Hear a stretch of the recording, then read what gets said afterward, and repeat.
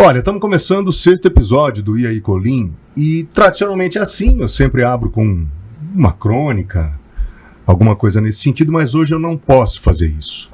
E já eu explico por quê. Porque os assuntos que serão discutidos hoje nesse videocast, eles são profundos por si só, mas eles vão tratar fundamentalmente daquilo que foi, daquilo que é e daquilo que pode ser o jornalismo como um todo. E aí, nesse contexto, a gente vai discutir também a segurança pública no estado de São Paulo. Vamos discutir, vamos aprofundar e vamos trazer, de repente, de volta os casos nos quais esse profissional participou, até porque estou falando de ninguém mais, ninguém menos que Luiz Malavolta, que nos dá a honra de recebê-lo aqui, porque tem história. Aliás, o bastidor aqui, né? Bastidor aqui, a gente parou ali para conversar com o João Jabur, assim, só me interromper pela quantidade de histórias que você tem.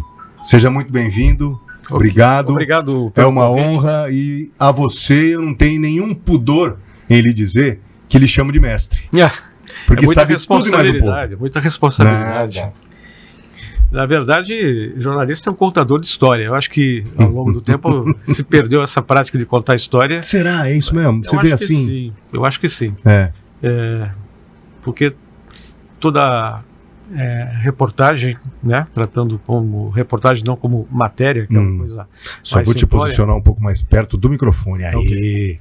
Aí. Não, só vira aqui. Aí, ó, pronto, a gente ajusta. Okay. Aí, toda reportagem, ela na verdade é uma história, né?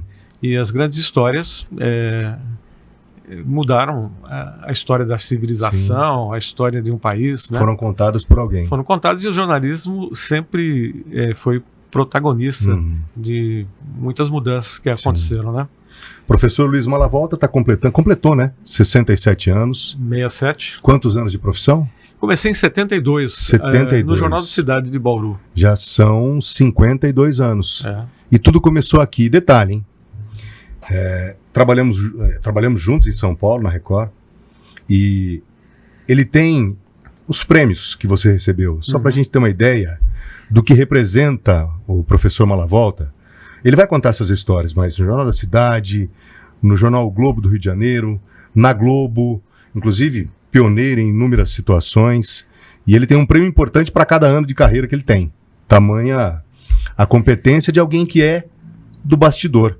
Então ele tem, uma característica que é bastante interessante. E tudo começou aqui, onde nós estamos? Começou aqui no Jornal da Cidade. Eu era um adolescente, né? A gente estava em 72, um período muito difícil da história do Brasil. Não havia muita perspectiva, inclusive, de poder ter acesso à universidade pública, né? Lembra quantos anos tinha? Eu tinha quase 15 anos na época. 15 anos. Eu era um garoto ainda, né? Não tinha perspectiva? Não tinha muita perspectiva de entrar numa universidade pública. Havia faculdades privadas, faculdades privadas, né, que custavam muito caro. E eu estava tentando definir o que eu queria fazer da vida profissionalmente, né? Com 15 anos. Até que eu tive um contato, né, com uma pessoa aqui do jornal, que já faleceu há muitos anos. Então, quem é? Lembra? Na verdade, assim, foram duas pessoas. Uma pessoa improvável de poder me trazer para dentro do jornal, que era um senhor chamado Seu Teotônio. Seu Teotônio. Ele cuidava do prédio, né? E ele falou, ele soube assim, você quer trabalhar? Quero. O que você faz? Eu falei, não fiz nada até hoje, profissionalmente, né? Ele falou, eu vou falar com os grandão aqui. Olha. Falou desse jeito, né? E a gente volta a conversar. 2, 3 dias depois, esse aqui era o meu caminho de ir para a escola, né? Estudava aqui próximo, né? Aí ele ficou esperando eu passar. Do que eu passei, ele falou, você vai procurar esse jornalista aqui, o Helder Barros. Olha isso. E ele vai falar com você. Aí, no dia seguinte, tive aqui, o Helder me trouxe para dentro da redação E eu comecei, quer dizer, eu não era jornalista, eu estava ajudando ele, era tipo um office boy e tal, né? E as coisas foram muito rápidas, né? Na medida que o tempo foi passando, eu fui... E eu tinha uma facilidade em escrever, né? Era uma coisa meio natural, né? Eu tinha... Facilidade que o persegue ainda hoje. Né? Não sei, não escrevia certo, mas eu tinha facilidade de elaborar um texto. Elaborar um texto, né? Isso é bom. E eu era um aluno razoável e tal, principalmente na área de português e tal, enfim, né? Então isso talvez ajudou. O trabalho com o Helder durou alguns meses, ele acabou saindo do jornal, né? Por circunstâncias adversas aí, e aí eu acabei sendo absorvido pela redação. Inicialmente fui para revisão, fiquei um tempo na revisão, revisão dos originais, né? E do material composto, né? Com alguns meses eu fui chamado a fazer algumas matérias externas e tal, coisa ainda muito simples, enfim, matérias de reclamações de bairro, né? Eu lembro que uma das coisas era uma coisa muito importante, né? Sim, claro. Era um tema mais simples, mas de muita relevância. De relevância. E aí o jornal na época fazia uma cobertura crítica em relação à administração municipal, né? Tinha uma cobertura bem crítica em relação ao caminho que a administração Lembra municipal... que era o prefeito na época? Eu acho que era, se não me engano, era o Kolbe nessa época. Era o Luiz Edmundo Kolbe, se não me engano. E aí a cidade tinha alguns problemas, como tem até hoje, os problemas tem, né? Então só mudam de lugares aqui na cidade, que a cidade cresceu.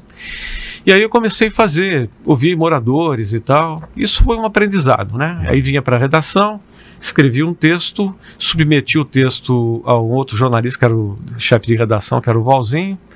Ele me orientava, olha, comece por aqui, faça assim e tal, porque não tinha prática ainda, né? Sim. E aí foi desenvolvendo um tipo de redação jornalística, né?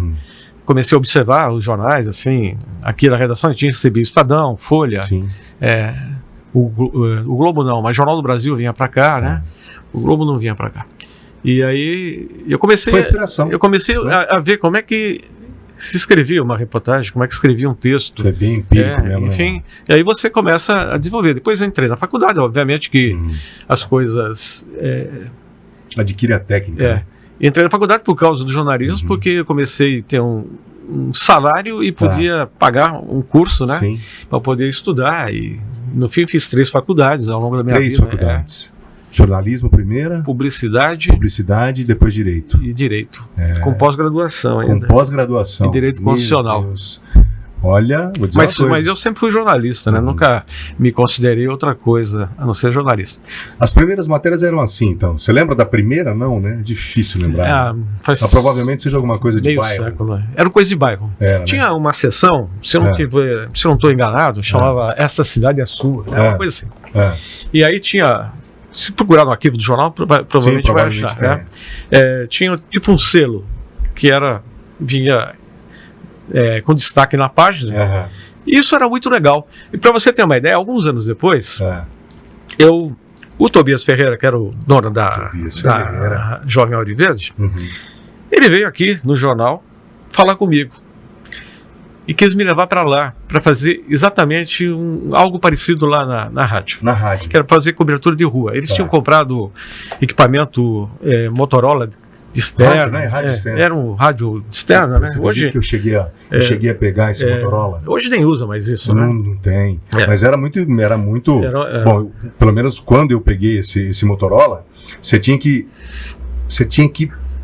mentalizar 45 segundos com...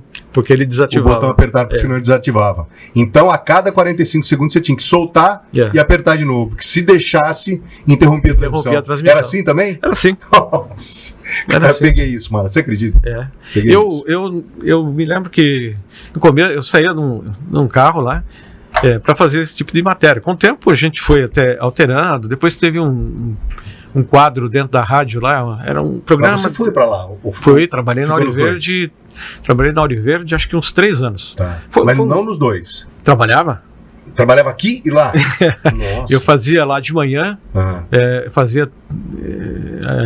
ajudava na equipe lá, fazia o Vanguardão, né? Que era um... Assim, a Auriverde era a rádio referencial de muita gente aí. Assim, era a Globo do rádio aqui em Bauru, né? Era a Globo, assim, a audiência era muito grande da rádio. E foi um grande aprendizado também, porque eu venho do impresso, eu venho do impresso, continuo trabalhando no impresso, vou para o rádio, e aí eu começo a ter uma outra dinâmica de um texto mais coloquial, né? De escrever com palavras mais simples, né? De você poder se comunicar. Foi aí que você temperou, foi aí que você... Você vai se adaptando ao meio. E para mim era uma experiência. Eu estava assim, já tinha alguns anos de trabalho, já tinha sido contratado até para ser correspondente do jornal o Globo. Você me falou aqui, de matérias que você fez, teve até uma greve. Você lembra o ano, não?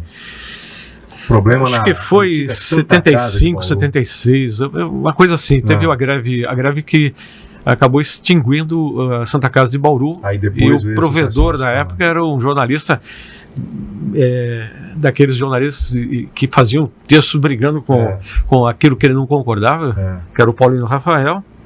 Eu conheci ele, né? Faleceu há muitos anos, né? Paulino Rafael. E aí houve uma briga com os médicos, numa época que você tinha uma ditadura muito forte, que não podia fazer greve, né? Não podia fazer greve, as pessoas podiam ser presas com base na Lei de Segurança Nacional da época, era uma coisa terrível. E a greve durou, sei lá, acho que um mês, um pouco mais. Teve intervenção federal, veio um general chamado Albuquerque para cá. Aí mudou o nome do hospital, Paulino Rafael foi afastado. Foi aí que veio a Associação Hospitalar de Bauru. Aí veio a Associação Hospitalar. AHB. E aí veio um médico, não sei se era interventor, faz tanto tempo isso que eu já nem lembro, né? O Dr. Risse, ele foi um médico importante, ele tinha trabalhado na Amazônia, ele veio para cá, né? Ele foi o responsável pela reorganização do hospital, porque tudo ficou muito confuso na época. O atendimento. Eram problemas na gestão. Era hospital de base, a Santa Casa era hospital que atendia todo mundo. Você não tinha nessa época SUS, você não tinha nada disso. Você não tinha um programa efetivo. Também. Atendia regionalmente, com certeza, né? Que coisa, com certeza. E aí nessa época você foi correspondente então do Globo. Foi quando eu fui cobrir a greve, cobri para o Jornal da Cidade a greve também. E aí essas matérias para o Globo trouxeram novas possibilidades, não? Como é que foi? Porque aí você começa a raciocinar com a cabeça da chamada grande imprensa, né? Que hoje nem se usa mais isso daí, né? Que era a imprensa dos grandes centros, que era Rio de Janeiro e São Paulo, né? Tanto que quando eu fui trabalhar para o Globo, logo em seguida, o Jornal do Brasil, que foi um jornal muito importante, contratou um outro jornalista aqui de Bauru chamado Danton Gamba. Olha, que virou... Esse é da antiga, hein? Rapaz. O Gamba já faleceu, já faz muitos anos, né? Faleceu aqui em Bauru até, né? Ele chegou a sair de Bauru, foi trabalhar em outros lugares e tal. Ele faleceu aqui. E o Gamba era o correspondente do Jornal do Brasil. E aí, aqui em Bauru, foi contratado o Requena, Benedito Requena. Teu amigo Requena. Que faleceu também, né? Que ele virou correspondente do Estadão. Aliás, o dia que você quiser, a gente vai tratar do caso Requena. Um dia você topa, não? Posso. Eu acompanhei de longe, né? O Requena, eu trabalhei com ele muitos anos aqui no Jornal da Cidade, né? E... Só para contextualizar, eu não gosto de deixar sem explicação, o Requena é um amigo, um jornalista importante da época. Foi presidente do sindicato. Foi presidente do sindicato dos jornalistas. É um dos pioneiros. Inclusive na implantação do sindicato. Foi chefe de redação da TV Globo. Tá vendo? Chefe de redação da TV Globo, e ele morreu vítima de um assassinato e... Até hoje não esclarecido. Enfim, é aquela coisa, né? Existe crime perfeito? Não, existe crime mal investigado. Então o que aconteceu? Uma hora a gente pode tratar desse caso. Porque a gente vai entrar, esse videocast ele tem a intenção de tratar desses casos sem solução, mas enfim. Eu falo para você, o Requena era um cara extremamente culto, né? Então, muita coisa no começo da minha carreira ele me ensinou, né? Ele era o editor internacional do Jornal da Cidade. Olha isso. E aqui tinha a agência United Press International, né? Olha. Aliás, tinha agência aqui? Tinha, o United Press, a gente recebia radiofotos e textos em espanhol. Tá, olha. é tudo via sistema de transmissão por rádio, que hoje nem existe mais Nem isso, existe né? mais. Era um sistema de transmissão, acho que 90 metros, né? Que eles faziam de Nova York e a gente recebia aqui. Que coisa. Aliás, tem uma coisa que eu quero contar, Conte. que isso é muito legal. Conte. Isso eu lembro, é o seguinte... Não vamos perder o fio da meada, porque daqui a pouco nós vamos voltar nas matérias do Globo. 11 de setembro de 73, teve o golpe militar lá no Chile. E eu, nessa época, eu vinha cedo para o jornal, né? E aqui onde era a redação, tinha a salinha do Internacional. Lá ficava um teletipo, ficavam as máquinas de radiofoto e os rádios receptores, né? Que era tudo conectado, não tinha internet, não existia nada disso, né? Eu chego cedo, ligo todos os equipamentos que tinha que ligar, eu cuidava disso aqui, uma parte do dia eu cuidava disso, né? Por volta de umas 9 horas da manhã, mais ou menos, eu tô ali arrumando as coisas ainda, jogando fora o que tinha sobrado do dia anterior, né? Enfim, abastecendo a máquina de radiofoto com papel fotográfico, né? Para recepção de sinal, que a partir das 10 horas da manhã tinha geração de fotografias. É uma geração mundial. Hoje, sinceramente, eu não sei como é que funciona, mas nessa época era assim. Então você tinha... Era uma geração que vinha de outros lugares para cá. É o seguinte, a United Press, ela existe hoje, mas ela perdeu toda a relevância, né? Não é mais, ela foi vendida por Reverendo Moon, e o Reverendo Moon transformou isso numa outra coisa, ninguém fala mais da United Press. Mas era uma empresa que surgiu no século XIX, nos Estados Unidos, e tinha uma concorrente que era a Associated Press, que existe até hoje. Enfim, né? Existe aí. Então, e aí a gente tinha aqui o serviço da United Press. E aí as fotos e os assuntos importantes no planeta iam todos para Nova York, era a sede central, e depois eles eram redistribuídos, porque a United Press tinha correspondentes em vários lugares do mundo, e comprava fotos, enfim, todo esse trabalho. E aí tinha uns determinados horários durante o dia que você recebia as imagens, né, as fotografias. Então eles tinham dois tipos de geração. Era uma geração em preto e branco, foto preto e branco, e tinha geração em cor. Como é que era a cor? Eles mandavam em 3 matizes. Então a gente recebia verde, amarelo e vermelho. Na fusão dessas cores, dava a cor da fotografia. Você vê? Tinha que fazer essa fusão na foto mecânica do jornal quando fosse preparar as páginas do jornal.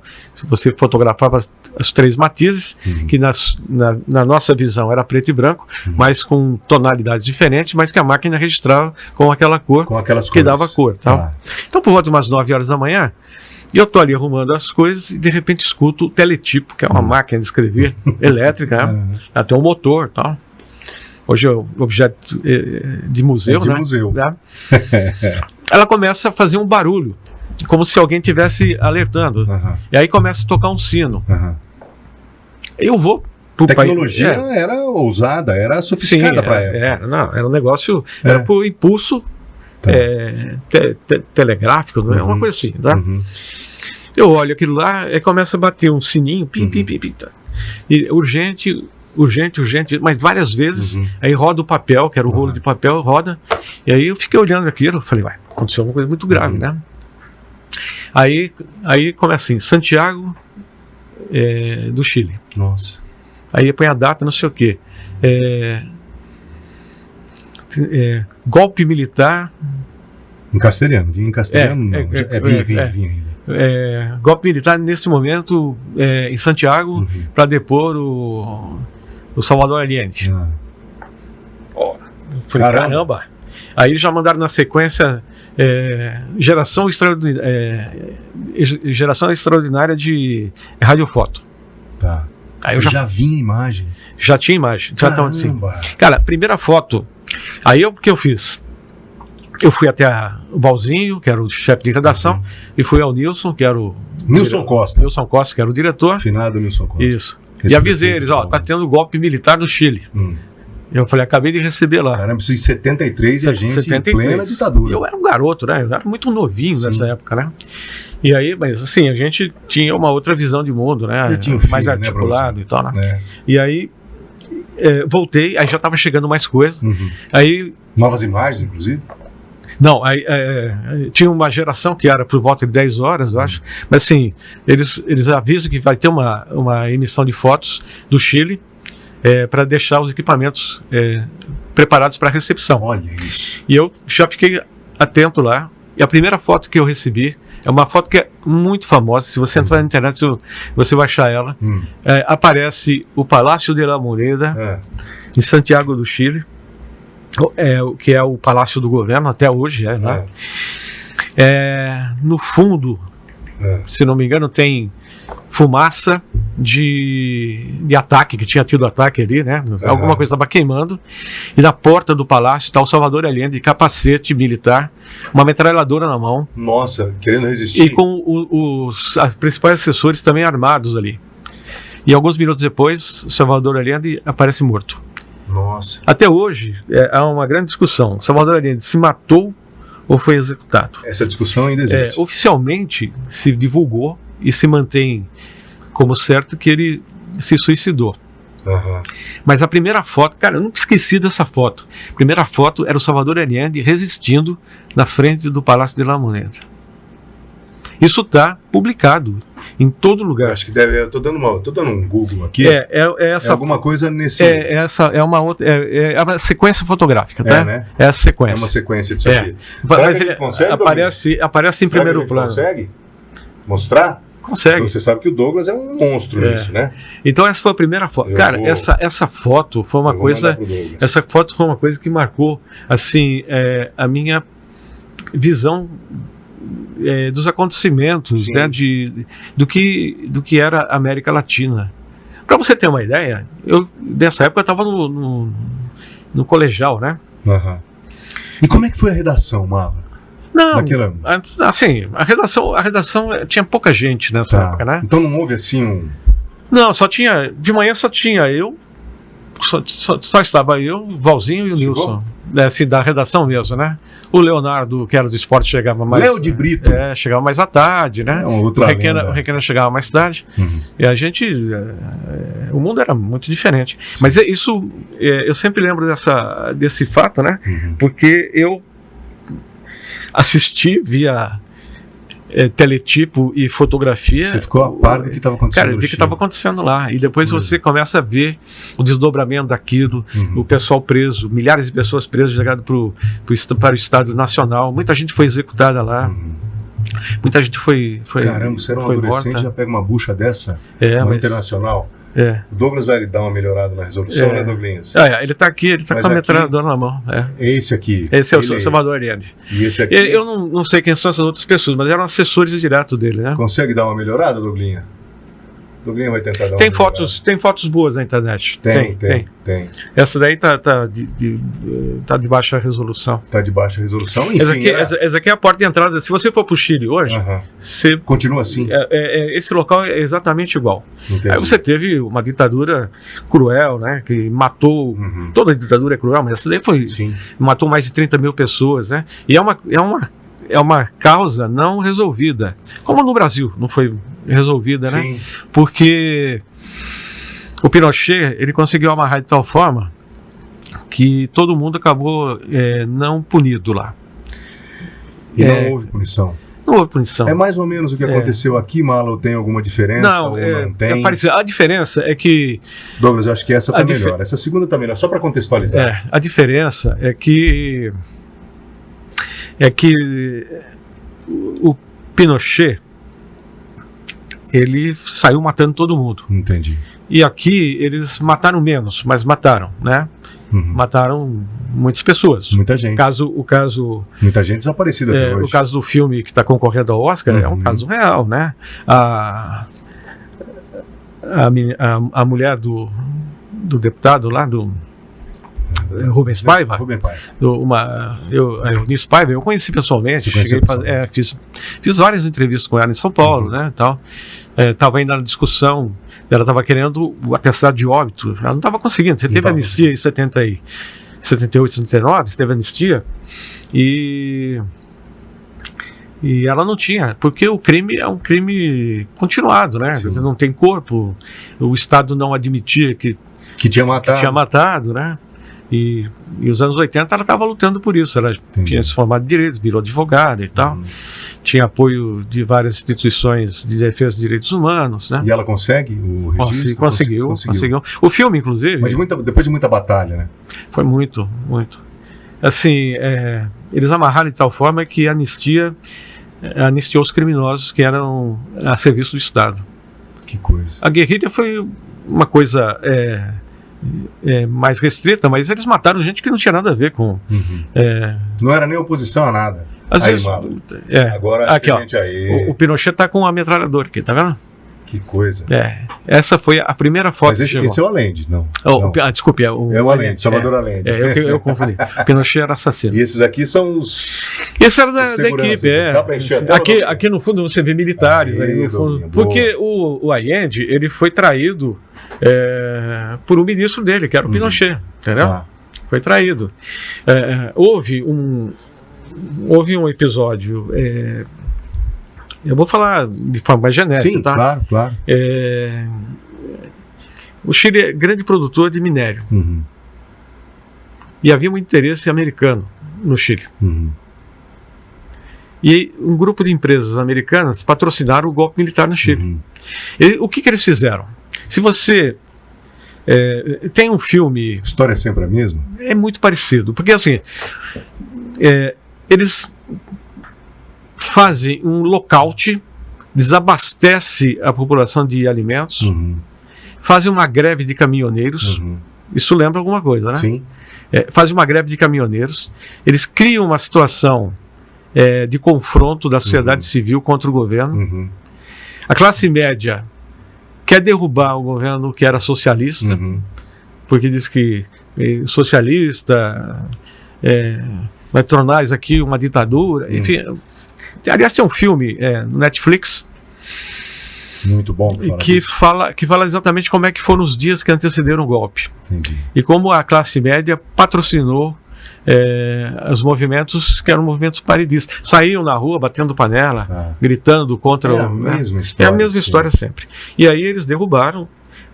Derrubaram esse aqui. Derrubaram o Allende, e o Pinochet assume no mesmo dia. Começa a matar toda a oposição, vai matando todo mundo que eles encontram. E claro, com uma união provavelmente bem escondida com os americanos. Se fala, interesse americano. Se fala em 30 mil mortes, mais de 30 mil mortes. Nossa. Lá. No Brasil tem 300, 400, uma coisa assim, é bem menos, né? Tá. E acho que a questão mais bem resolvida foi da Argentina. A Argentina acaba a ditadura lá, eles botam todos no banco dos réus, julgam os militares, o presidente é preso, vai para a cadeia, morre na cadeia, né, o ditador lá, e todo mundo pagou, né?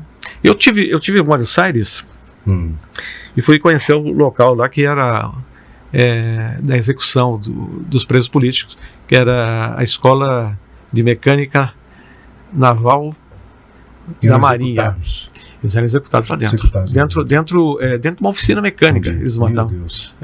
Dentro da escola. Imagina como é que não deve ser o lugar hoje. Hoje é um museu. Eu fui lá. Tá lá. Foi lá. Conta essa história abertamente? Sim, não, isso. Sem esconder nada. A Argentina, ela teve a anistia lá. Eles não anistiaram depois. Eles cancelaram a anistia dos militares, prenderam eles e julgaram. Tem um filme que concorreu ao Oscar, chama 1985, que conta o julgamento. Como é que foi? É um fato real, baseado num livro do assistente de acusação, que era um advogado, porque o acusador era o promotor de justiça, já morreu há muitos anos, né? E esse assistente, ele já está com mais de 70 anos, quase 80, ele mora em Nova York, ele é um advogado de uma família que tinha militares. Sim. Por causa disso, ele teve problema dentro de casa, né? A mãe dele apoiava a ditadura, essas coisas. Então, o Brasil participa, colabora e até administra a Operação Condor, que era a união Chile, Argentina, Uruguai, Paraguai e Brasil. Eram as ditaduras do Cone Sul. Todas elas com interesses americanos por trás. Sim, tudo tudo patrocinado na época. E essa operação, ela não dá para dizer hoje que ela seja famosa, né? A Operação Condor é super famosa, tem filme, tem documentário. Eu já fiz algumas reportagens sobre isso. Ganhei um prêmio, inclusive, de direitos humanos. Olha, então conta essa história, mano. Sim, conta. Porque a Operação Condor era um consórcio entre as ditaduras para troca de presos e para denunciar por meio de infiltração. Por exemplo, tem casos lá em São Paulo que se prendia argentinos, uruguaios, paraguaios, que estavam escondidos no Brasil, vinham escondidos, saíam desses países. Isso em plena ditadura. No meio da ditadura, né? E se escondiam em São Paulo. E aí eles eram descobertos, eles eram presos, sem mandado judicial, sem acusação formal. Chegava a polícia, prendia, levava para e depois havia uma troca. Local, e depois eles mandavam embora o cara. Eu apurei, a gente deu isso na Record, que a antiga sede da Embaixada da Argentina tinha uma sala só para manter os caras escondidos lá, que eram os opositores do regime. Imagina, eles tiravam daqui e aí levavam para a Argentina, por exemplo. O cara sumia. Ninguém sabia mais o que tinha acontecido com ele. Ele fugiu de lá para não morrer, veio para cá. Veio para cá. Aí depois ele era capturado por oficiais brasileiros e depois eram enviados de volta para morrer. O pessoal do DOPS de São Paulo. O pessoal do DOPS de São Paulo prendia, torturavam, depois entregavam. E mandava para lá. Mandava para lá. Que coisa. Assim, Via embaixada, passava primeiro pela embaixada? Não? Então, tinha uma sala na antiga sede da embaixada da Argentina, que ficava no Centro Velho de São Paulo, em que eu entrevistei um antigo funcionário, nem sei se ele é vivo ainda, que ele presenciou a chegada de presos, chegavam encapuçados, ele não sabia quem era. Aí as famílias ficavam procurando, porque sabiam que o sujeito tinha vindo para o Brasil, mas nem sabia o que tinha acontecido, sumiu, desapareceu. O cara voltava e ia lá para aquela oficina mecânica lá dentro da escola naval ali de Buenos Aires, e ali os caras matavam. Tem uma coisa também que eu vou te falar, nessa época, logo depois do golpe do Chile e tal, porque você tem a volta do Perón, você tem um período de acessão na Argentina, depois você tem grandes problemas, e volta à normalidade institucional com a volta do Perón para a Argentina, tá? Entendi. O Perón volta... Deixa eu só ajustar esse ar-condicionado aqui, pode ir falando, mestre. Volta para a Argentina o Perón. E o Perón é eleito presidente, ele estava exilado na Espanha, ele casa com uma Isabel, acho que era o nome dela, esqueci o nome. Enfim, ela acaba virando vice-presidente, ele presidente, ele acaba morrendo no curso. E aí você tem o golpe do Chile. Não é a Evita ainda, né? Não, a Evita foi antes. A Isabel Perón. Foi a segunda mulher dele. Ele já era um cara bem de idade, né? E ele morre. Aí você tem o golpe do Chile. Então você tem, na Argentina, você tem um golpe na Argentina nos anos 70. Né? Que assim, tem Chile, depois vai para a Argentina, o Uruguai já estava no fundo do poço ali. Nossa. Né? E você tem toda essa questão. E o americano sempre por trás? Sim. Sempre manejando os interesses? Sim. Sempre interesses econômicos. Sempre. Sempre. Desarticulava completamente. Imagina, o Chile é grande produtor de cobre, né? Cobre, minérios. Indústria, o setor telefônico tinha muito interesse né? Claro. E o setor telefônico tinha empresa americana operando no Chile. Sim. Então, são esses interesses. E quem era era o Nixon presidente, né? O Nixon era um cara que estimulava guerra, essas coisas todas. Né? Enfim, acabou sendo... teve muito problema. Ele acabou caindo por causa do Watergate, né? Watergate. Aí, nessa época que tem o golpe na Argentina, eu começo a receber aqui no jornal, por teletipo. E sempre o teletipo. Sempre teletipo. Danado, hein? Assim, 6 corpos, estou falando hipoteticamente, mas era isso, né? 6 corpos decapitados foram encontrados no Rio da Prata. E aí, assim, nunca tinha... Não tinha DNA, não tinha nada. Não existia. Assim, eles cortavam as mãos, os pés e a cabeça. E jogavam lá. Depois se soube, muito tempo depois soube, que o pessoal das Forças Armadas da Argentina torturavam, matavam, decapitavam, davam um fim nos membros que podiam fazer a identificação e jogavam no Rio da Prata, que ia cair no mar, enfim, né? Cara, isso foi um negócio terrível. Isso aconteceu muito. Isso aconteceu muito lá. Que coisa. Tinha atentado à bomba lá. No Brasil teve, mas foi menos. Tinha mais questões políticas. E olha que as coisas aqui foram estarrecedoras, né? Mas foram assim, aqueles caçavam, eles prendiam, eles mataram alguns, mataram. Sumiram com vários. Mas sumiram não chegou, do ponto de vista das proporções, não dá para dizer que tenha sido... Numericamente não. Chile, Argentina, o próprio Uruguai foi mais impactante ou mais severa? Argentina, Chile, Uruguai menos, porque é um país muito pequeno e tal, né? Mas teve também. Aliás, tudo isso que eu estou falando, eu não tenho muita paciência para ficar assistindo isso, mas tem vários documentários, entendeu? Quem quiser pode assistir. Tem, assim, principalmente nesses streamings, tá muito bem contado ali, né? Sim. Tem um documentário que chama... Documentário mesmo. Documentário, ou seja, não é ficção. Não é documentário. Por exemplo, tem um documentário, se não me engano, o título Um dia que durou 10 anos, uma coisa assim, é um título assim, que foi o período que durou a ditadura lá, né? Que coisa. Assim, era sempre, vamos combater os comunistas. Essa conversa que a gente ouviu nos últimos 2, 3 anos aí... Combater comunista. É a mesma conversa, assim, é tudo muito parecido, né? E pega uma sociedade desarticulada politicamente, que não participa... Se compra essa ideia como se fosse verdade boa, definitiva e absoluta. Aceita, e aí... você acaba refém de circunstância, né? De bobagem. Né? Pois bem. Vamos voltar naquela parte? Qual parte? A parte do Globo. Aí você é descoberto nos grandes centros. E tem um detalhe antes. Você diz que o cara lá do Globo que te contrata como correspondente, ele vai te ensinando. Sim, Ele vai te ensinando a escrever a maneira deles. Como quem é esse cara que fez tão bem para o jornalismo ao fazer isso com você? Foram algumas pessoas, né? Mas assim, quem me deu a primeira chance lá foi um bauruense, né? O Roberto Pinto, que eu já perdi o contato com ele. Eu sei que ele está vivo. Né? Ele é filho do professor Benedito Pinto, que foi vereador em Bauru, né? Ele que me ligou e falou... E ele estava em São Paulo já? Ele já trabalhava lá. Ele já trabalhou, acho que uma fase no Rio, depois veio para São Paulo. Ele era um repórter especial lá, então ele já tinha uma carreira de sucesso. Olha lá, que coisa. E ele te liga. E ele me liga. E aí... Assim, o jornalismo que se fazia nos grandes centros era muito diferente do jornalismo que se fazia em cidades. Aqui, como tudo era muito...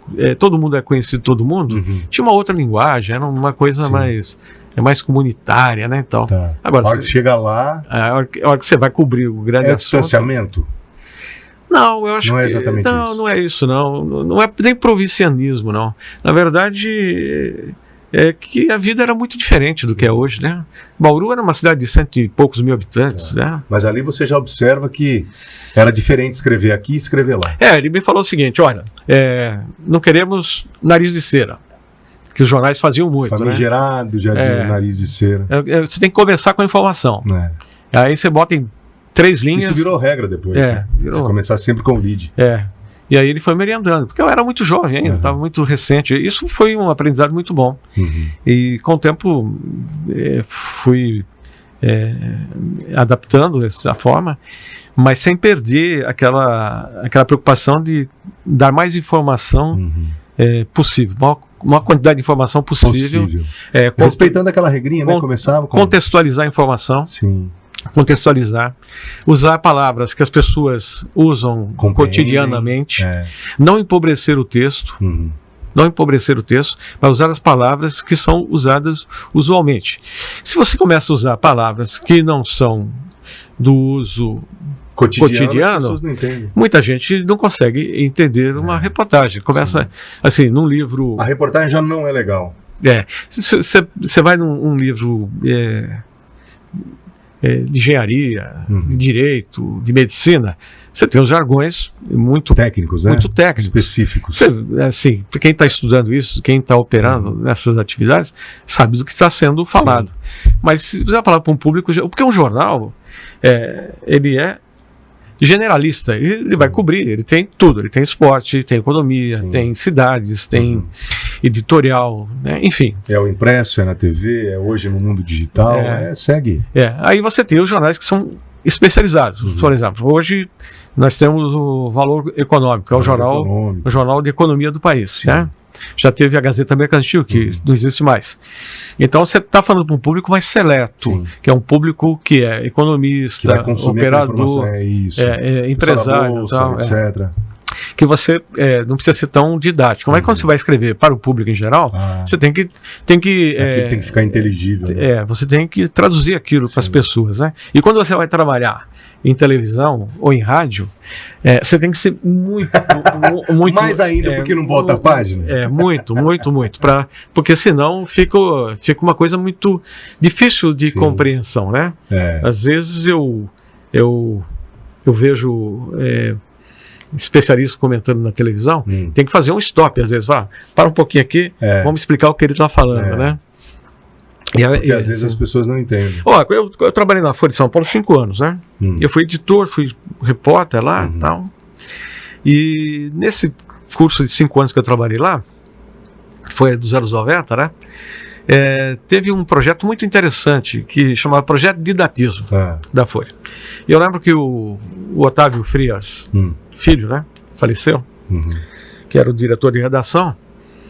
Ele promoveu vários encontros ali, né? Para discutir uma nova linguagem para a Folha sempre teve isso, né? Ele sempre teve essa preocupação. Agora, não sei como é que está depois que ele morreu, né? As pessoas que assumiram lá, eu acho que eles têm uma outra visão, enfim, né? Mas aquele projeto foi muito legal, porque eu pude participar dele, não em uma função específica, mas participante mesmo, né? E a gente discutir em vários encontros que reunia todo mundo da redação. Se debatia a maneira de fazer? Debatia. Isso por si só eu lembro uma vez que E por que as pessoas não discutem mais hoje? O que você acha disso?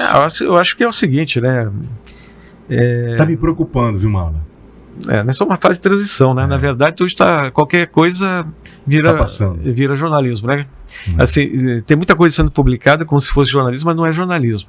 Hoje você tem acesso muito rapidamente à informação. Eu, por exemplo, eu ando assim, me confundindo às vezes, porque como eu tenho acesso a todas as mídias sociais, embora não participe ativamente de nada, né? Você fica ali de observador. Eu vejo uma notícia nessas redes sociais que eu vou ver no jornal de 2, 3 dias. Aí eu falo, essa notícia já está velha, né? Então, assim, ao mesmo tempo que você tem uma rapidez de circulação de informação, você tem uma coisa muito perigosa, que não tem o contexto, às vezes, daquilo lá que está sendo divulgado. Então, você tem que tomar muito cuidado. Muito cuidado com aquela informação. Sempre refletir em relação ao que está sendo mostrado. Uma imagem, certamente, você precisa ver é inquestionável. Crítico, né? Por exemplo, eu na Globo, eu acabei descobrindo a história lá da Favela Naval, que era um assunto que ninguém sabia que tinha acontecido, porque eu tive as imagens na mão. Eu demorei uma semana para conseguir entender o que tinha acontecido ali. Hoje, eles publicam, qualquer um que tem acesso a imagem a uma rede social e tiver uma imagem na mão, ele publica sem nenhum contexto. E aí isso é um perigo, porque você pode estar veiculando uma imagem que não é real, né? Então a facilidade de um lado preocupa de outro, da forma como aquilo pode chegar para as pessoas de uma forma instantânea, né? Caso da Favela Naval, para a gente contextualizar, foi o embrião do que se conhece hoje como milícia? Ou já era milícia aquela época? Não, milícia é uma coisa mais organizada. Na verdade, aquilo lá, assim, Mas, o batalhão, só para você ter uma ideia, o batalhão envolvido nesse episódio do sujeito que foi jogado da ponte. Tá, que aconteceu agora. Tá, é o mesmo batalhão da Favela Naval. É o mesmo batalhão? Coincidência, né? Coincidência, mas enfim, é o seguinte, o episódio da Favela Naval, que foi em 97, né? 97. A primeira reportagem entrou dia 31 de março de 97. Tá. Eu peguei uma semana antes esse material, antes de efetivamente ir pro ar. E você já trabalhava na Globo? Eu já estava na chefia lá da Globo, né? Já chefiava a Globo? Já chefiava lá. Em São Paulo? São Paulo. São Paulo. E aí, tinha voltado em 96 para a Globo. Em dezembro de 96.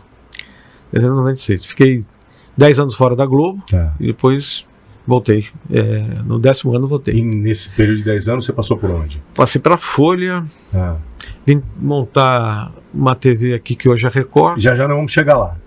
Você montou 2 TVs aqui, né? Onde a TV tem hoje? Participei, né? Enfim. Mas já não vamos chegar lá. Continua, Marlon. Só pra gente...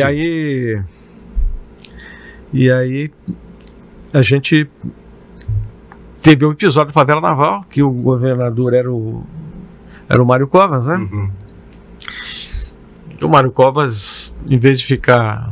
O Mário Covas era uma grande figura política, um cara importante da história do Brasil, nada contra. Sim. Mas assim, me surpreendeu que, em vez de ele ficar revoltado com o que os policiais fizeram, ele ficou bravo com a TV Globo. Efetivamente, os policiais então estavam extorquindo dinheiro de pessoas ali. Olha, nunca ficou claro a extorsão, mas havia tinha nos dias que antecederam aqueles episódios, que foram 3 dias de gravação aquilo lá. A câmera, a máquina... Você coordenou como chefe ali tudo que foi gravado? Não, esse material foi gravado por um terceiro, e eu tive acesso àquilo lá. Existiu uma semana antes, 10 dias antes. Então são 3 dias que foram gravados. Então eles iam lá toda noite e fazer tipo uma operação e batiam nas pessoas, né? Aí eles torturavam, batiam bastante, mataram, chegaram a matar o cara, tal, enfim.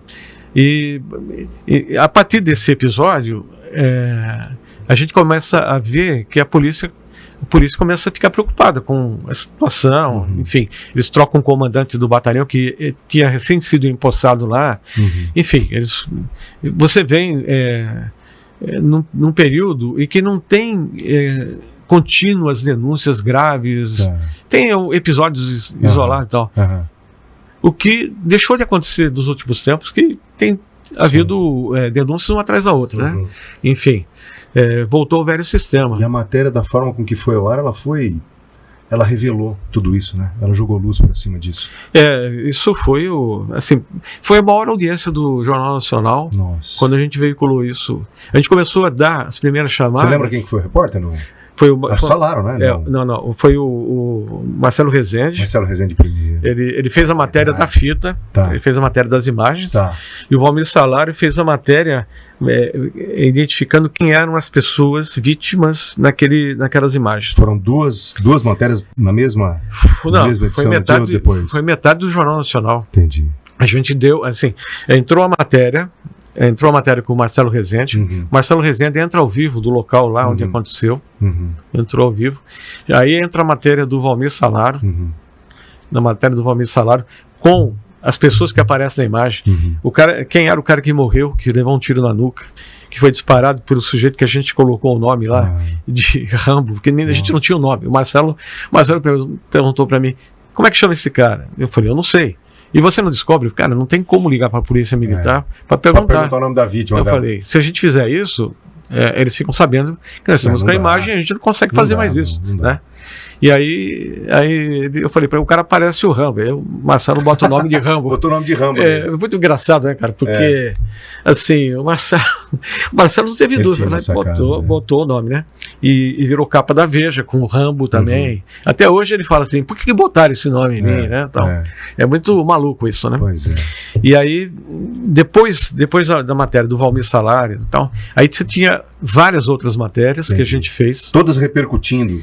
Mas é engraçado que essa ramificação é que aí vem atenção, alunos de jornalismo, da nova geração, é preciso prestar muita atenção nisso. Como é que é o jornalismo pensado, né, Marlon? Você tinha o factual, na realidade 2 bons factuais relacionados ao mesmo assunto, e aí depois você tinha as repercussões no entorno dos dois. Não era nem a repercussão, na verdade a gente fez outras matérias. Eu falo a verdade, assim, eu não lembro hoje quais foram as retrancas, mas eu cuidei disso daí durante uma semana. O meu diretor era o Maurício Soares, ele estava no Rio de Janeiro. Quando eu pego a imagem, eu ligo para ele no hotel. Que aliás é Maurício Soares bauruense. Ligo para o Mauri do hotel. E ele tava muito mal, ele passou um dia, pegou uma gripe que derrubou ele, né? Aí eu contei para ele, ele falou: sério isso, cara? Tem tudo isso na imagem? Eu falei: tem tudo isso. Mas você viu? Eu falei: vi toda a imagem. E onde você viu? Eu falei: vi na casa do cara que me chamou, me procurou. Você sempre no trabalho de bastidor. Foi. Aí ele falou: mas só nós temos essa imagem? Eu falei: ele me disse que só nós temos essa imagem. E de fato era só de fato era só a gente tinha. E aí no dia seguinte eu trouxe o Marcelo. O Marcelo estava no Rio fazendo uma matéria lá sobre... Era uma matéria que não era factual, era um negócio sobre... Fria. Era um negócio sobre religiões afro. Eu liguei para ele de madrugada já, porque eu peguei esse material, era 11 horas da noite, mais ou menos, né? Aí eu liguei pra ele e falei: para o que você tá fazendo e vem pra São Paulo. E ele falou: mas por que eu tô terminando, tá tudo marcado bem. Eu falei: cara, esquece. Vem pra São Paulo. Ele deve ter te agradecido muito, né?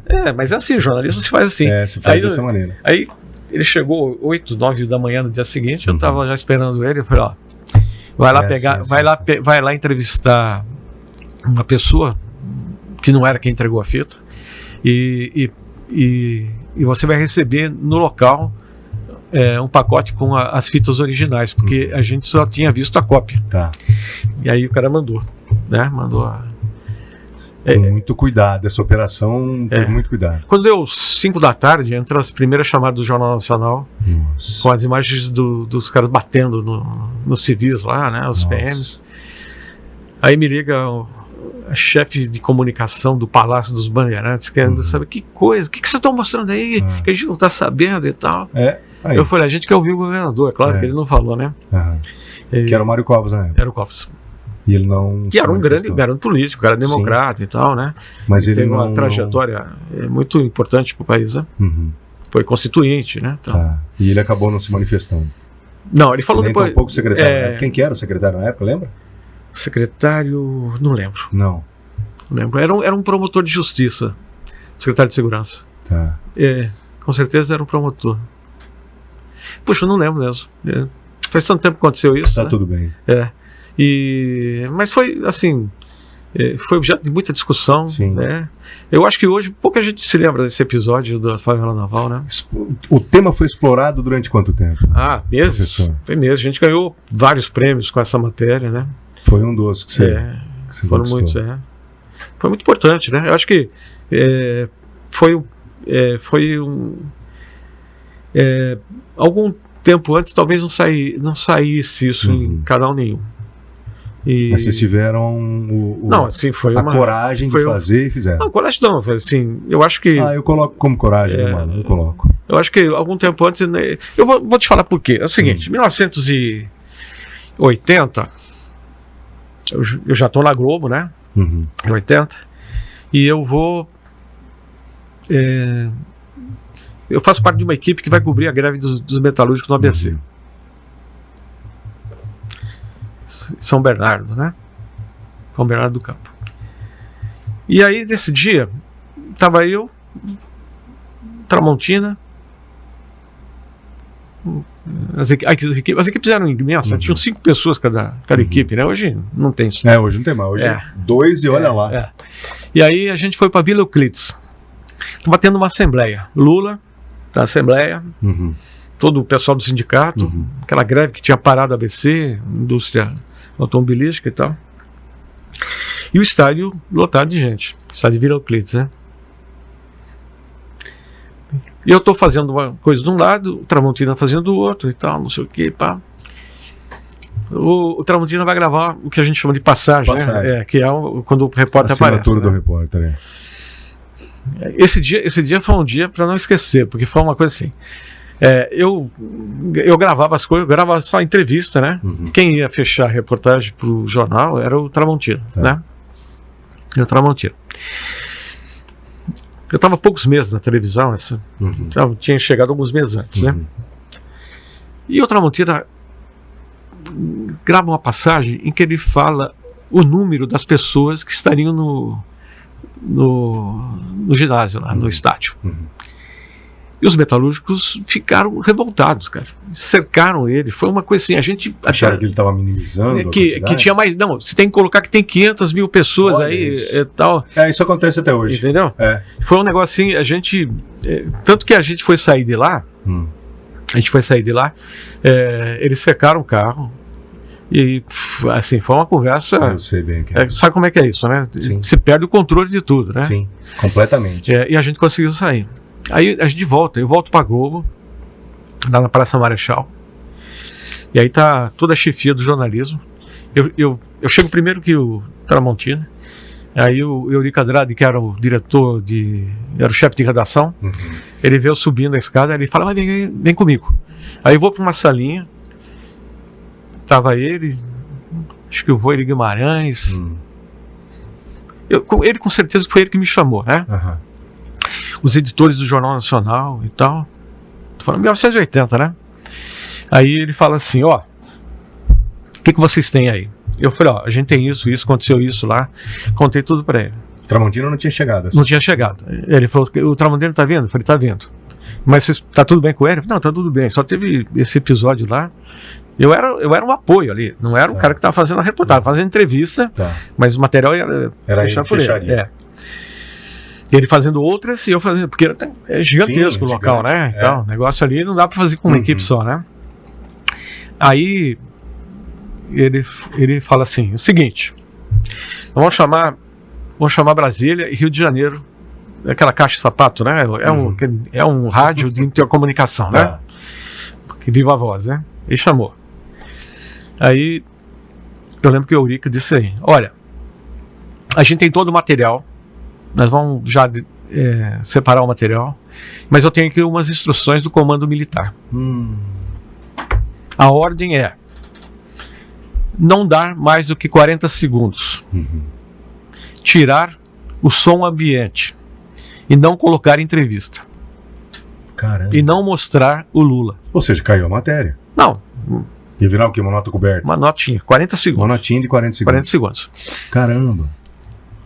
O mesmo tratamento do local e para o Jornal Nacional. Entendi. Isso não era um fato isolado, não. Isso acontecia com muita frequência nos meios de comunicação eletrônicos. 1980, né? Plena ditadura ainda. 1980. A censura prévia, ela foi retirada do Estadão em 1974. Tem um livro até que trata dessa situação. Trata da censura prévia, escrito por uma pesquisadora formada em jornalismo até. Ela trabalha no Rio hoje. Que o título é meio mais longo, mas assim, chama Cães de Guarda. E conta como é que era feita a censura nos grandes jornais lá de São Paulo, Rio de Janeiro e Brasília. E muitas vezes a censura era feita pelo próprio exército. Sim. Porque... E não tinha como... Imagina, tava o Ustra ali. Estava ali. Não, na redação. Não, estava lá no comando militar. Ele era o cara que torturava, né? Entendi. Não sei se você conhece ali. É o seguinte, Ustra. Você tem o comando militar, que fica ali no Ibirapuera, certo? Na Tutóia, que fica um pouquinho para cima, você tem o 16º Distrito Policial. Atrás do Distrito Policial, junto do Distrito Policial, mais atrás dele... Era o DOPS, né? Não, era o DOI-CODE. Era o DOI-CODE. Ali mataram o Vladimir Herzog, mataram outras pessoas ali. Muita gente morreu ali, que é na mão desse camarada, né? Então, e você em pleno exercício das funções jornalísticas, era fácil, não? cara, era muito assim, imagina, eu contando pro Eurico, falei, Eurico, tentaram virar o carro com a gente, os caras estão bravos com a gente, amanhã a gente não pode nem voltar lá se a gente der só 40 segundos. E foi o que... Ele falou assim, cara, a gente não pode, os caras, foi impossível. Os caras entram aqui na televisão, tiram a TV do ar. Isso é a ditadura que muita gente andou pedindo agora aí. Muita gente andou pedindo. Né? Provavelmente sem saber dos episódios. Tem, assim, pouca informação, muito diz que diz, né? Foi tão difícil para sair. Muita desinformação. A gente está no processo de construção aí de um sistema democrático cheio de problemas, que o Brasil é um país que tem muitos problemas. E a gente não está muito diferente dos Estados Unidos, que estão numa ressaca total, moral. Né? Elegeram contradição lá, né? Elegeram lá um maluco para ser presidente, que tem um painel com um botão para apertar a bomba nuclear, cara. Então como é que faz, né? Surreal isso. Isso aí. Não dá para conceber isso. Sendo que os canais democráticos estão precisando de ser aperfeiçoados. Professor, vamos voltar num episódio local que é bem bacana. Você fundou 2 TVs aqui. Não, onde a TV tem hoje, você ajudou. Você vai falar modestamente que você ajudou, eu sei. E também onde funciona hoje a Record. É isso? Conta essa história. Assim, primeiro eu entrei para trabalhar no projeto de plantação do jornalismo da TV Globo, da TV Centro-Oeste Paulista? Não, a TV, não era ainda. Era a TV Bauru Limitada. Olha isso. TV Bauru. Que fica no mesmo lugar até hoje, né? Ela só trocou de nome, né? E cresceu. E a gente começou a trabalhar ali com um equipamento só. Era uma coisa assim muito mínima, né? Bem pequeno. Não tinha isso em que ano isso? Eu fui contratado em 79. Nossa. E comecei, o primeiro jornal que a gente botou no ar chamava Jornal da Sete, que era um jornal, o SPTV hoje, que a gente conhece lá em São Paulo e tal, que mudou de nome, mas aqui também foi SPTV. Também tem. É uma segunda edição. Aqui era, na época chamava Jornal da Sete, que entrava no ar às 7 da noite, tá? E aí a gente colocou no ar, o primeiro jornal foi dia 28 de fevereiro de 1980. Nós montamos aquilo lá em pouco tempo, porque foi contratado no final de 79, janeiro já começamos a trabalhar, enfim, né, e botamos no ar com uma câmera só que fazia reportagem, depois fazia estúdio. Que coisa. Depois foi crescendo. Em 84, depois da Copa do Mundo, a gente recebeu os equipamentos da Copa do Mundo, que eram equipamentos novos. Aí eles, por uma questão mercadológica, eles decidiram ampliar. Então nós... o lugar é importante, regional, vamos... chegou uma época, salvo engano, né? Chegou uma época que o maior faturamento era Bauru, depois de São Paulo. Olha isso. Porque você tinha metade do estado de São Paulo. Então a praça tinha... Foi um processo bem planejado. Você tem a expansão da Globo a partir do final dos anos 70. Ela se expande para praticamente todo o país. Ela vai recebendo as concessões e vai ampliando. E tinha um cara que cuidou do plano de expansão da Globo, né, que foi muito importante. E ele começou a visitar. Então ele saía de São Paulo, e ia passando pelas cidades e ia acertando com as prefeituras a instalação de torre retransmissora. Então, e aí foi ampliando. Hoje você não precisa mais disso. Mas na época você precisava retransmitir o sinal. Então o sinal saía, por exemplo, aqui de Bauru, o sinal saía de Bauru, ele rebatia para uma torre em Pirajuí, que jogava para Lins, que jogava para Andradina e até o final. Você vai tendo uma teia, né? E cada lugar tinha funcionário que cuidava do sistema, o equipamento, todos aquilo lá e tal. Era chamado programa de expansão. Entendi. E foi assim que a Globo... E foi muito bem sucedido. Foi importante. Hoje o sistema está diferente, né? Hoje você faz uma rede de televisão sem ter emissoras. Você não precisa ter a concessão mais. Também, ultimamente... Se bobear, nem precisa mais. Com a TV a cabo, você faz uma TV a cabo, né? Sim. Um canal a cabo. Sim. Como já tem em São Paulo, né? E aí depois você atua na formação da Record. Mas ainda na TV tem. Você participou daquela época do Gilberto Barros? Eu contratei o Gilberto. Você contratou ele? É. Você vê que coisa. Houve uma orientação. A gente fez teste com várias pessoas. E aí o Voiri Guimarães, que era o diretor de jornalismo de São Paulo, ele me ligou e disse: eu gostei desse menino, Gilberto. Olha só. Outra coisa, fala para ele ficar com bigode. Era o único apresentador com bigode. Olha isso. Pode deixar com bigode. E ficou. Ficou.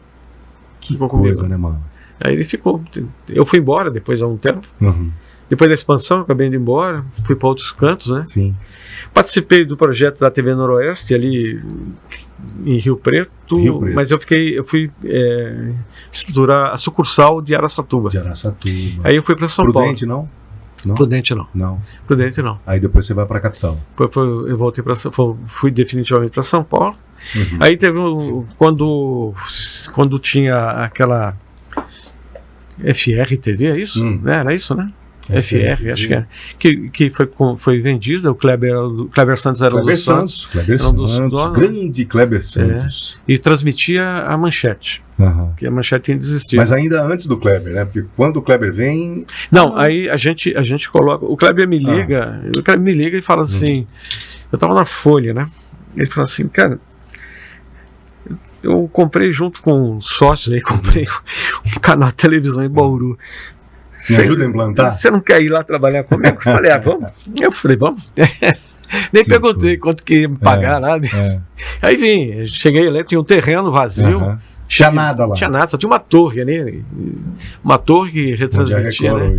Tinha uma programação que porque a concessão inicial era do Fausto Rocha, que foi deputado, na época do Sarney. Era uma facilidade política naquela época, ou alguns privilegiados? Então, o Sarney conseguiu alterar a antiga Constituição por 5 anos, né?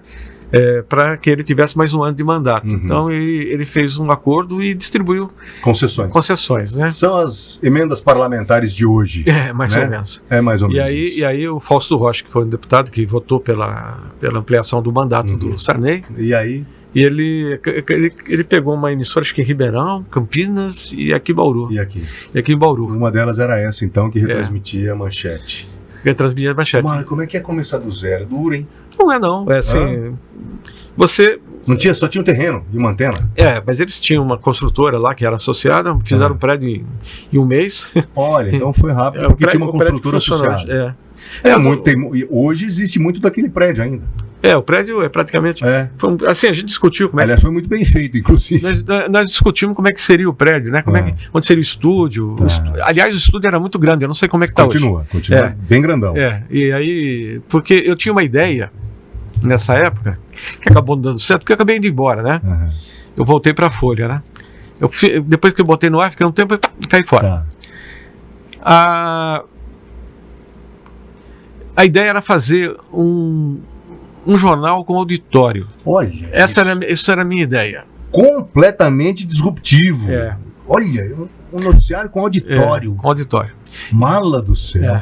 E a gente tinha bons equipamentos e tal. Pra você ter uma ideia, eu cheguei a fazer vários jornais externamente, ancorados externamente. Olha isso. Nessa época ninguém fazia. Que eu lembro, ninguém fazia jornal. Você imagina fazer um noticiário com auditório, por que não vingou, não vingou? Eu acho que não deu tempo. Quando você acabou voltando antes. Eu acabei voltando. Um dia, eu já tinha feito todo o trabalho, já estava... Sabe quando você entra naquele voo normal, assim, tranquilo, né? Aí... Altitude de cruzeiro. Eu já estava querendo fazer outras coisas e tal, aí me ligou a diretora da agência Folha. Ela me ligou do nada, cara. Me ligou... Vamos trabalhar? Ela falou assim, como é que você tá? Eu tô bem. Você gostaria de voltar? Eu falei, voltar para onde? Voltar pro jornal? Eu disse, se você me fizer uma proposta, eu volto. Aí ela falou, eu te pago tanto, mas tem que vir hoje para cá. Era um bom salário na época, né? Era um bom. Valeu. Aí eu falei, tá bom. Mas ela disse, não era por grana, tá? Assim, não era saber para cá pra eu te pagar tanto, não. Ela falou assim, eu tô com umas ideias assim, eu queria que você... Queria você aqui para você fazer, entendeu? Entendi. Que era reportagem mesmo, né? Sim. Aí eu fazia reportagem especial. Sim. Eu ficava lotado na agência Folha, mas eu trabalhava para a Folha. Queria usar um tempinho desse nosso momento aqui, professor, que é raro. Mas eu queria que você detalhasse um pouquinho aquelas histórias que você era o coordenador de uma equipe e as matérias que vocês produziam, e eu vi isso, eu testemunhei isso, eram matérias muito densas, independentemente da emissora, é o que menos importa aqui. Queria que você focasse no trabalho, de repente no tema, se você quiser, enfim, se não quiser também está tudo bem. Como é que era produzir aquilo? Porque, meu amigo, era só pepino, mano. Mas assim, pepinos homéricos, eram, sabe, uma coisa maluca. Me lembro de um que, inclusive, eu gravei alguns offs guia para você, lembra? Daquela milícia que atuava na Feirinha do Brás. Assim, era só nesse naipe. Comerciantes que não pagavam lá a mensagem e eram torturados. Tinha imagem. Mala do céu, como é que era aquilo? É o seguinte. Só bucha. Em 2005. 2005 eu perdi um cara da minha equipe. Eu saí de férias e quando eu voltei, o cara que estava me dirigindo na época tinha demitido ele. E o cara era um cara que me ajudava. Né? Pode falar o nome dele? Não. O Clóvis, né? Clóvis Rabelo, né? É o Clóvis Rabelo. Assim, foi uma coisa... Quis trocar. Quando eu voltei, eu fiquei muito zangado na época, porque pô, o cara era meu auxiliar. Te ajudava. Me ajudava. Era um cara de confiança. Clóvis Rabelo chegou a ser teu auxiliar, então. Ele era meu assistente lá, né? E era um cara que eu confiava plenamente. Eu saí de férias e deixava ele no meu lugar e tal. E aqui, assim, ele queria trazer uma pessoa de Brasília para ficar no lugar dele e não tinha vaga e tal. Eu fiquei muito aborrecido com aquilo lá. E aquilo meio que desgastou, assim, sabe? O Clóvis vai para Record e algum tempo depois ele me liga. Ele diz, pô, os caras aqui estão querendo fazer uma televisão para concorrer. Eu falei, sabe? Ele falou assim, você vem para cá? Eu falei, olha, depende. Se for só para trocar de endereço, eu vou ficar aqui. Aqui eu tenho o domínio. Eu tomava conta de toda a redação. Eu era o segundo cara na hierarquia lá, né, tal. Enfim, né? Mas eu tava com aquele negócio que fiquei meio chateado com aquilo, né? Não se mexe nas peças sem combinar com as partes. Você vai causar prejuízos, né? Porque, pô, assim, se houvesse um motivo, mas não foi. O motivo havia. O motivo era trazer uma moça que era amiga dele para se trabalhar comigo. Tá? Bom, enfim. Quando ele falou assim, vamos conversar. Ele me leva para conversar com o diretor dele. Aí eu falei, cara, o que você está querendo fazer? Não, eu quero fazer, não sei o que. Fez uma série de propostas para mim. Eu acabei, na época, achando que valia a pena, porque eu podia mexer em algumas coisas que eu não estava conseguindo fazer. Algumas ideias que eu tinha, né? E foi assim que a gente montou o núcleo de reportagens especiais. Que coisa. E eu chefiava uma boa parte daquele negócio lá da redação de São Paulo. Mexia no contexto do jornal, enfim, né? E cuidava e montei uma equipe de perdigueiros lá que trabalhava comigo, né? Lumes Única. Meu Deus do céu. O Lume tá bem ainda, né? Tá trabalhando ainda. Perdi contato com ele. Perdi. Eu lembro de alguns nomes. Era só perdigueiro mesmo. A gente fez grandes matérias. A gente ganhou muito prêmio lá. Pra você ter uma ideia, eu fiquei quase 10 anos na Record. Nós ganhamos 15 prêmios. 15 prêmios. Prêmio bom. Prêmio o Vladimir Herzog. Poxa, fomos finalistas do ESSO, né? Então, foram prêmios importantes. Eu sempre falo o seguinte: prêmio não afere se você é mais competente ou menos competente. Não, mas ele dá uma possibilidade de saber se você está fazendo a coisa certa. Entendeu? Entendi. Porque a minha avaliação sobre o que é importante é diferente do que para você é importante, entendeu? De como você depende de como você vê a vida, como é que as coisas rolam, teu repertório, tuas crenças, tuas... Suas inquietações. Exatamente. E a gente fez muita coisa importante lá. A gente, assim, esse caso da feirinha, a feirinha acabou por causa da gente. Sim. Porque a gente bateu tanto lá. Aquilo era um absurdo, aquilo era uma área pública da Rede Ferroviária Federal, que foi cedida por um prefeito de São Paulo, foi cedido por um prefeito de São Paulo, por um monte de camelô, chefiado por um cara que depois se descobriu que era ligado ao Comando Vermelho. Olha que maluquice que lá. Esse cara foi morto. Esse cara a gente denunciou, ele acabou sendo. Não porque a gente denunciou, não por causa da denúncia, mas enfim. E depois, naquele contexto, mataram o presidente do sindicato dos camelôs lá de São Paulo, que foi o cara que ajudou lá na Globo a denunciar o esquema de corrupção dentro da prefeitura de São Paulo, na época da máfia dos fiscais. E aí foi na época que você estava na Globo que você fez também. Foi eu que fiz isso aí também. Foi eu também que fiz. Caramba. Enfim. Pepino. Só pepino. Agora, você precisa ter total liberdade para poder fazer isso. Sim. E eu tinha o respaldo, e até onde deu para ir. E foi um processo que se esgotou com o tempo. Sim. E chegou no 10º ano, já tinha perdido o sentido.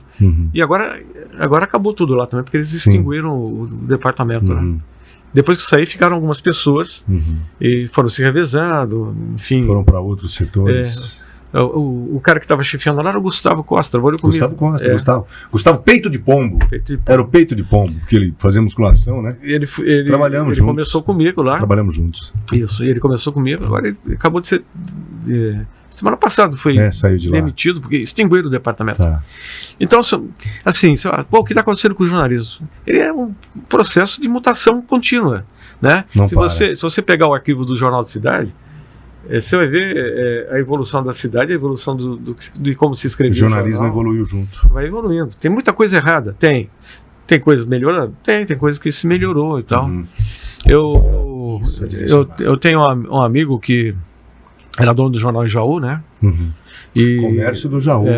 Que fechou. Centenário. Fechou. Eu disse para ele uma coisa, uma vez ele conversando comigo, ele falou, eu tô numa crise tremenda, o jornal tá com pouca assinatura, não tá se vendendo. Por que isso está acontecendo? Porque a cidade não interessa mais pro jornal, né? Eu falei para ele assim, pode ter um monte de razão, mas o jornal que vai sobreviver é o jornal que é essencial para a vida da sua comunidade. Ele tem que ser essencial, ele tem que fazer a diferença na vida das pessoas. É como se ele deixasse de existir, fosse fazer uma falta tremenda. Sim. Tem que ter esse peso, né? Ele tem que ser essencial. Ele tem que refletir na página aquilo que a comunidade vive. Né? Por exemplo, aqui em Bauru, eu estou fora de Bauru faz muito tempo, né? 40 anos já fora de Bauru.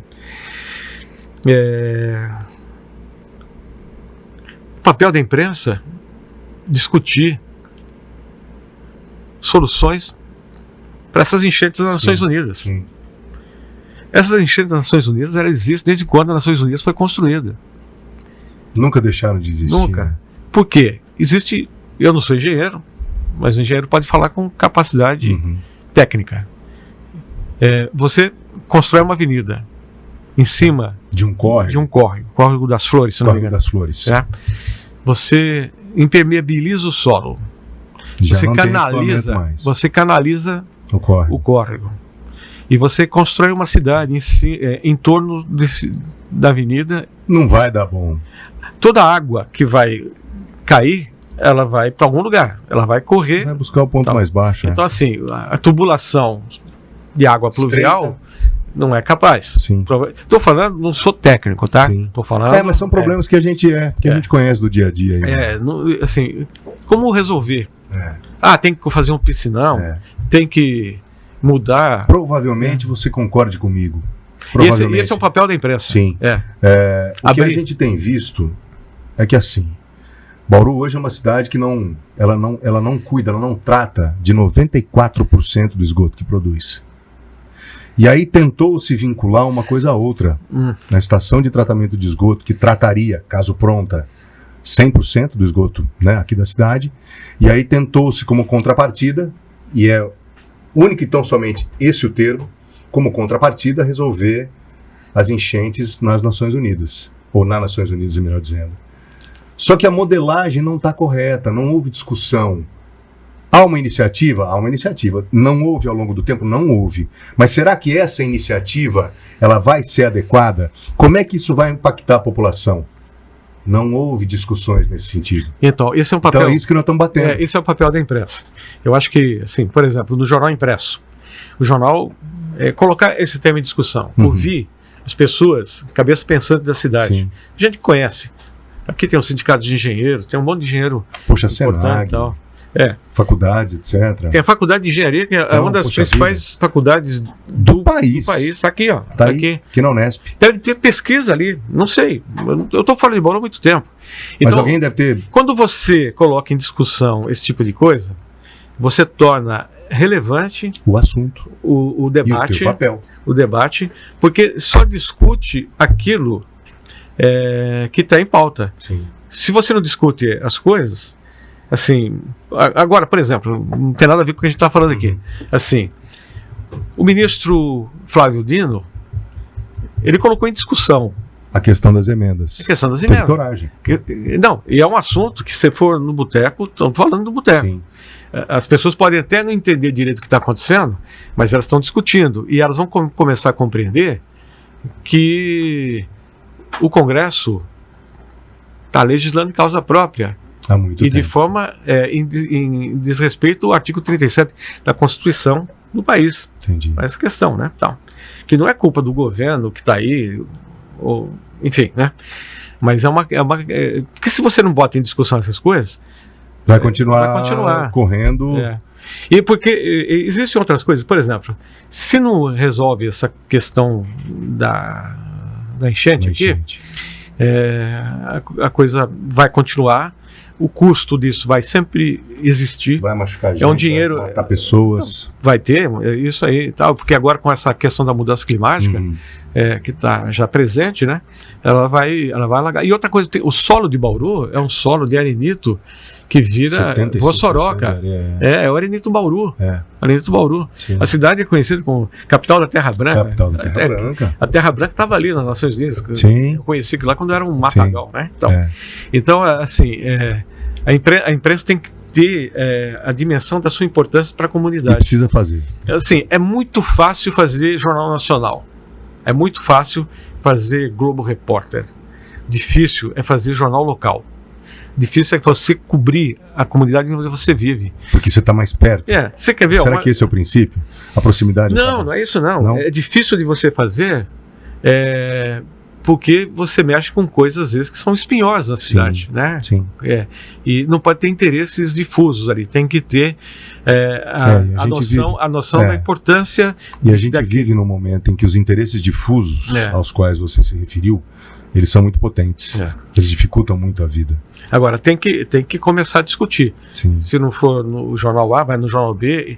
Porque de alguma forma é preciso.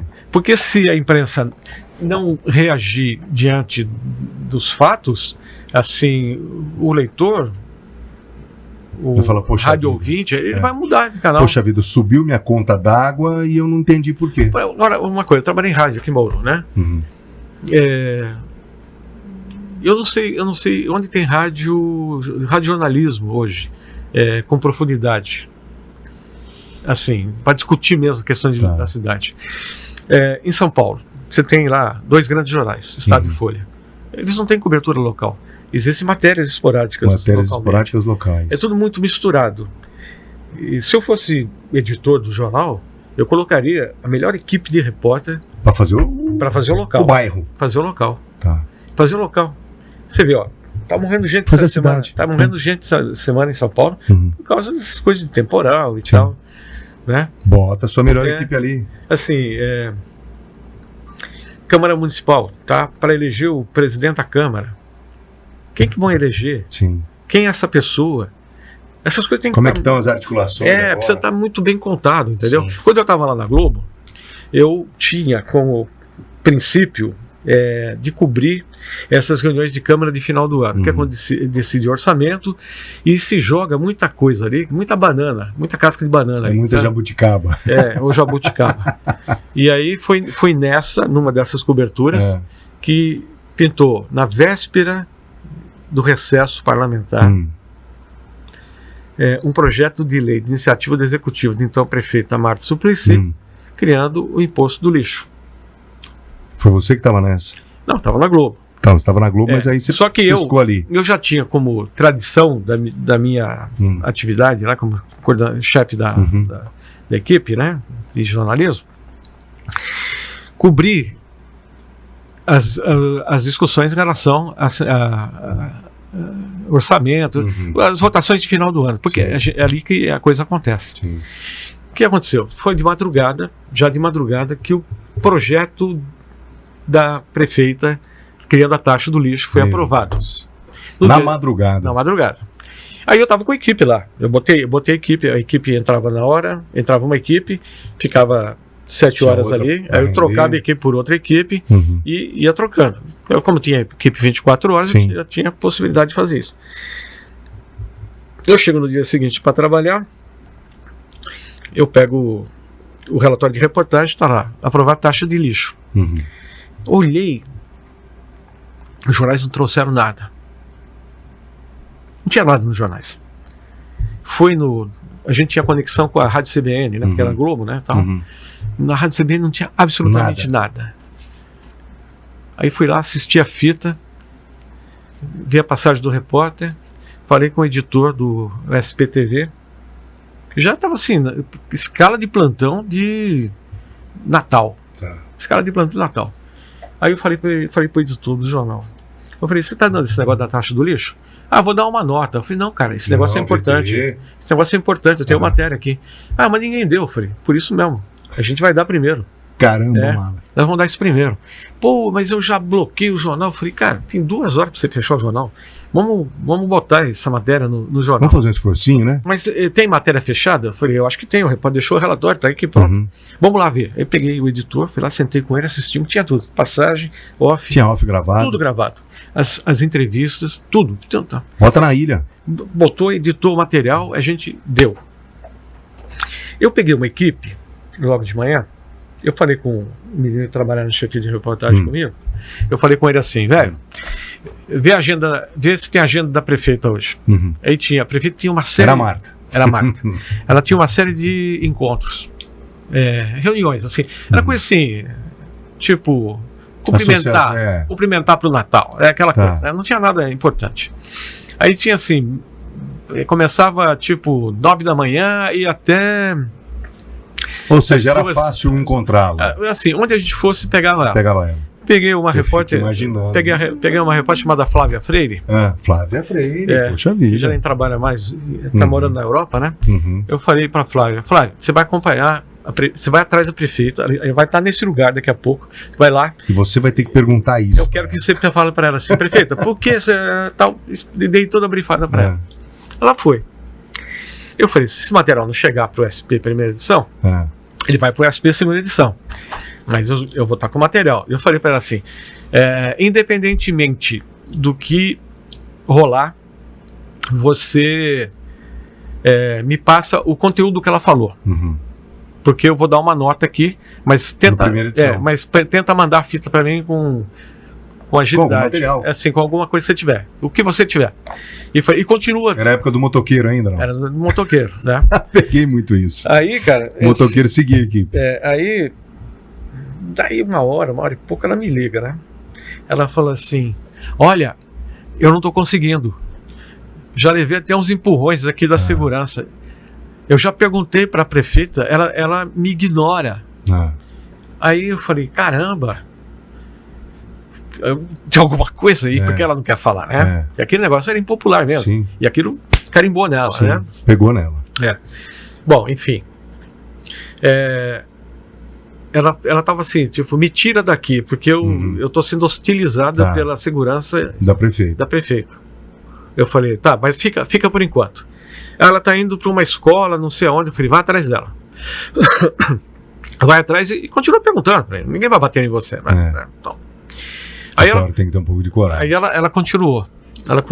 Eu estava entrando na redação, naquele momento, o Canuto, Márcio Canuto. Márcio Canuto. O Canuto, falei, Canuto, vem cá. você tem alguma coisa pautada para hoje? Ele disse, não, então eu vou te pautar. Você vai pegar uma equipe aqui, você vai render a Flávia Freire, que está em tal lugar. E aí falei para ele, aí contei toda a história para ele, ele falou, chá comigo. Canuto grandão daquele jeito, ele se impõe, cara, na hora de perguntar. Aquilo foi patético, porque os seguranças tentaram empurrar ele, ficou tudo gravado, a gente colocou tudo isso no ar. Que coisa. E a Marta não respondeu. E não respondeu nem para ele. Ele juntou ela aqui assim, frente a frente, microfone assim. Prefeita, explica essa taxa do lixo. Ela não queria falar. Essa taxa do lixo acabou sendo questionada. Isso marcou politicamente ela. Ela não conseguiu. Mas estava tudo esquematizado para passar. Já tinha sido aprovado. Já tinha sido aprovado. Era só sancionar. E isso, evidentemente, acabou impedindo a sanção dela, né? Não, ela sancionou a lei, teve taxa do lixo, eu paguei taxa do lixo, cara. Que coisa. Eu paguei acho que uns 3, 4 anos. E ficou ruim pra ela. A consequência, ela do ponto de vista político... colou nela o apelido de Martaxa. Nossa, desgaste político tremendo. Bom, tanto que... Ela, assim, aquilo lá foi muito ruim. Assim, ela devia ter feito uma discussão pública daquele projeto com a sociedade.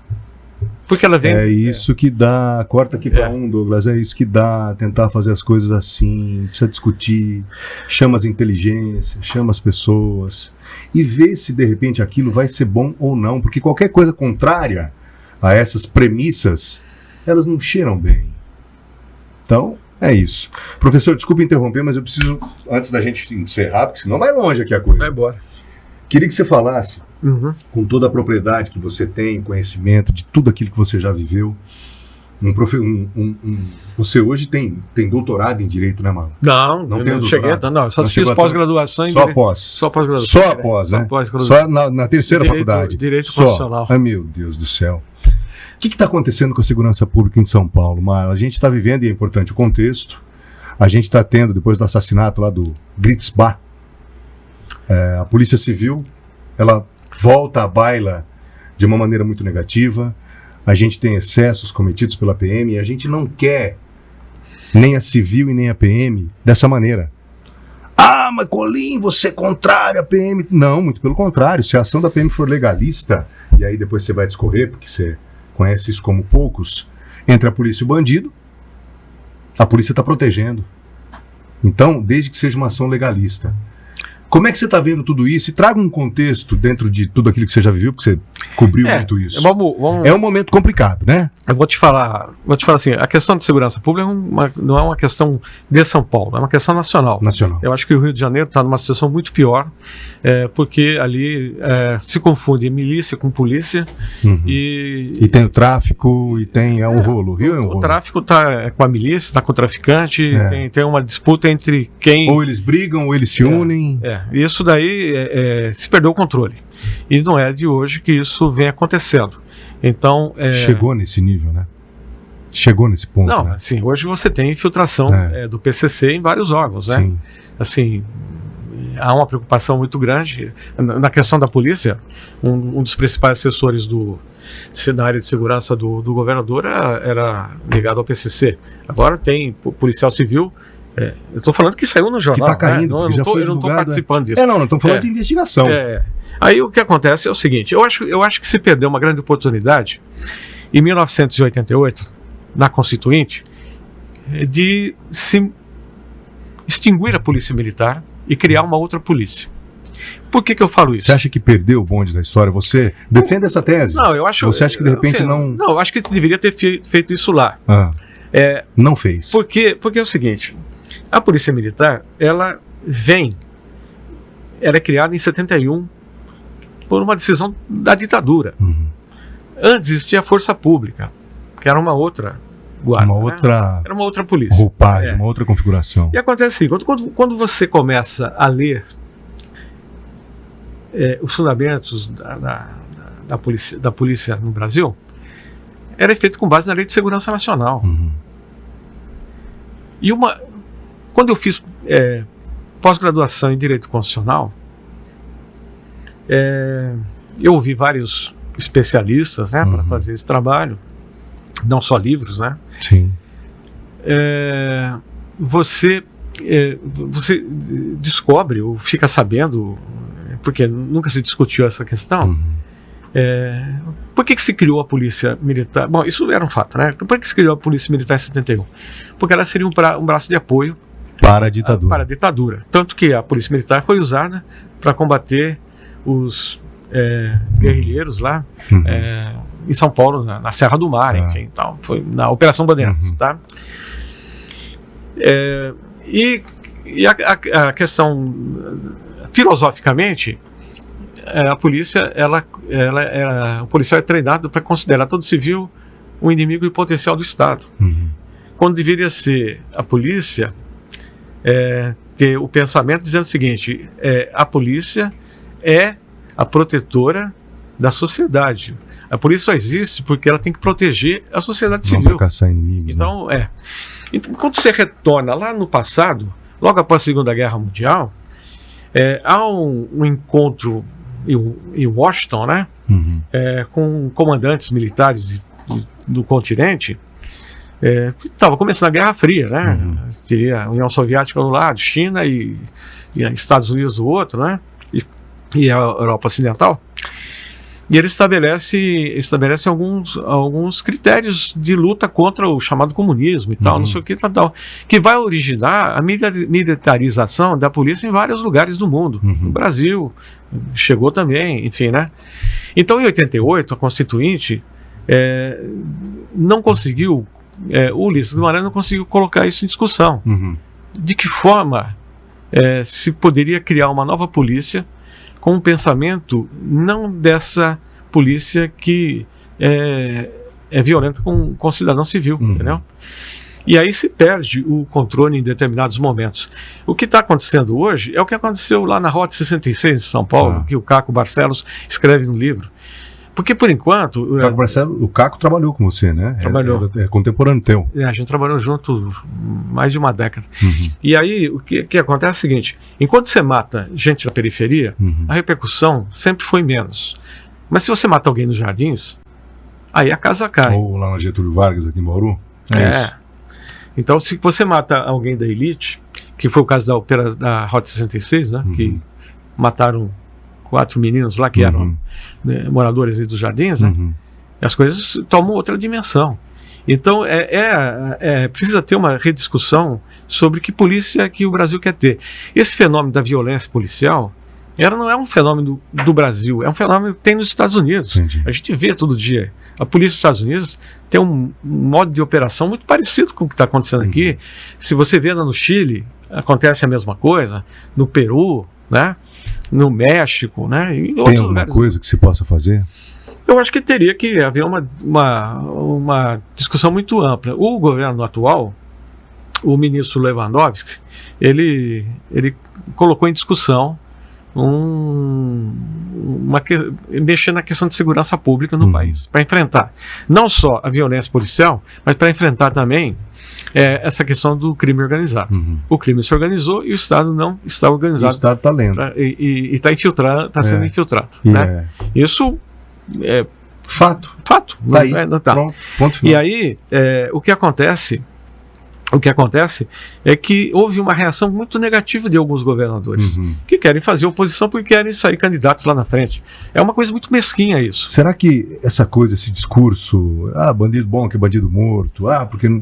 Será que de repente isso também não está trazendo para o senso coletivo?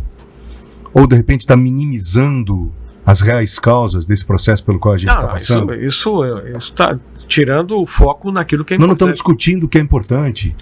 Não tá Enquanto a gente fica achando que câmera no colete à prova de balas do policial for uma questão ideológica, nós não vamos sair do lugar. Não, a câmera é uma coisa... Você tá entendendo? Eu acho que... Mas enquanto isso for ideologia, nós não vamos sair do lugar. A câmera regula. Houve uma contaminação ideológica em todas as polícias nos últimos 4, 5 anos. Tal. Isso é um fato. A gente teve. É fato. E dividiu muito, né? E agora precisa tomar outros rumos. Agora, se os governadores querem manter o estado das coisas como elas estão, não vai para lugar nenhum. Assim, o governador de Goiás Caiado, né? Se revoltou e tal. O governador do Rio, sabe, um estado que está infiltrado, que está com um monte de problema. Olha, o Rio de Janeiro, ele tá, cai e não cai, né? Ou implode ou, né? Porque é uma coisa surreal. Com 4 ou 5 governadores Bahia foram presos. Tá muito difícil, então. A Bahia, a Polícia Militar da Bahia é muito violenta. É muito violenta. E lá é governo do PT. Você vê. E o governo do PT lá está agindo com desdém com a sociedade. Não pode. Tem que ter uma ampla discussão. De alguma maneira, e aí entendo eu modestamente, olha, que o Lewandowski... Eu não tenho muita perspectiva não, para esse atual congresso que tem aí, cara. Esse congresso é formado, primeiro, com uma banda podre, um pessoal de extrema direita muito maluco. Uhum. Eles não querem discutir nada que seja realmente importante para o país. Eles querem só fazer vídeos para se mostrarem. Então, esse governo, o governo do Lula está acuado. Ele está acuado, porque ele depende do Congresso para aprovar determinados projetos e tal. E aí ele há um consenso possível entre essas duas forças, porque você tem razão. A extrema-direita está desse jeito, né? A esquerda meio acuada, meio romântica, tentando ver as coisas da forma com que já não existe mais. Assim, né? Na sua perspectiva, há um... O PT está pensando 30 anos atrás, entendeu? Está errado também. Tá. Eu acho que ele envelheceu sem se atualizar. Sem se atualizar. Deixou de ler. Aliás, hoje eu li um negócio que eu acho que é um balão de ensaio. Não, vão se preparando porque o Dino vai sair candidato. Caramba. Assim, isso é uma bobagem, cara. Tem que discutir, assim, precisa ter um Supremo forte? Precisa.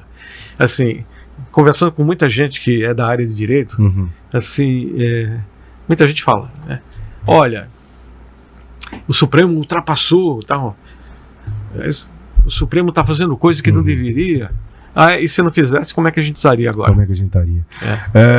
Diga uma coisa, nós não combinamos nada, mas é uma visão que eu tenho, eu não posso nem me considerar honrado, eu não tenho essa, mas sou atrevido. Atrevido que sou, a gente pesquisa, lê, claro que sem a formação adequada, mas a gente tem no Brasil o direito positivo. Não é o consuetudinário, que nem o americano uma parte, a Estônia. Você acha que se mudasse isso... Não, nem pode pensar uma coisa. Não pode pensar uma coisa.